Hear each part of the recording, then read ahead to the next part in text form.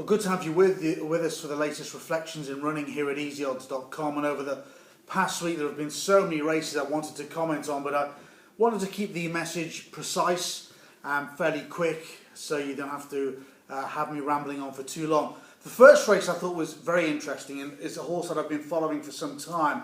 It was the penultimate race at Haydock on Saturday over 1 3/4 miles, and what you can never build into an equation when you're assessing a race is how the event is going to be run. The outcome of this race was that it was a very, very slow gallop, and those who were the thorough stayers in the lineup were at a huge disadvantage. So there are two horses to take from this race, those that finished 9th and 10th respectively. Golden Doyen, better known of course as a jumper, who was well treated but could never get into the contest because his stamina wasn't tested. And more than that, Totalize, who finished 10th. He was on a mark of 98. He had his ground. I thought he had a major chance here, but again, because it was more of a test of speed than stamina, he only made very late and moderate inroads. He'll probably be dropped 2 or 3 pounds to a mark of 95 or 96, which is always helpful. But if he gets a staying race over 1 3/4 miles, over 2 miles in this grade, and given the ground, I think Brian Ellison's Totalize can still win at the back end of this season. Let's move on to Wolverhampton on Friday night, and it's an arena that's served us really well over the past year and a half or so on reflections in running, going for low-grade handicaps. This is the 6 to 45, which is won by the brilliant Red Cape. I think is probably going to be retired this year. He's won numerous times at Wolverhampton, and quite rightly the spotlight was on the old man.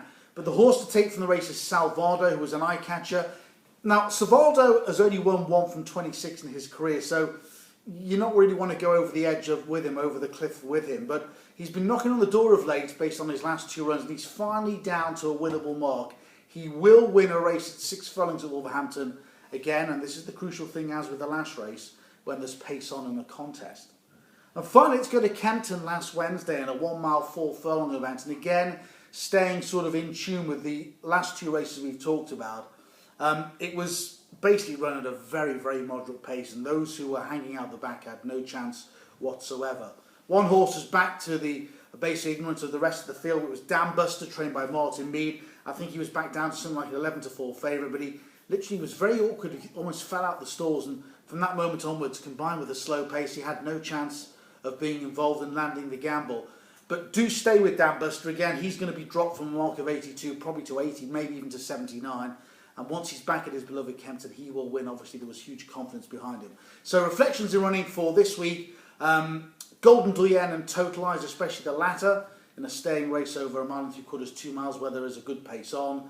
Salvado in a low-grade handicap sprint over 6 furlongs at Wolverhampton. And Dam Buster when he reappears next time out at Kempton, when you think there's going to be pace in the race. Thank you for watching.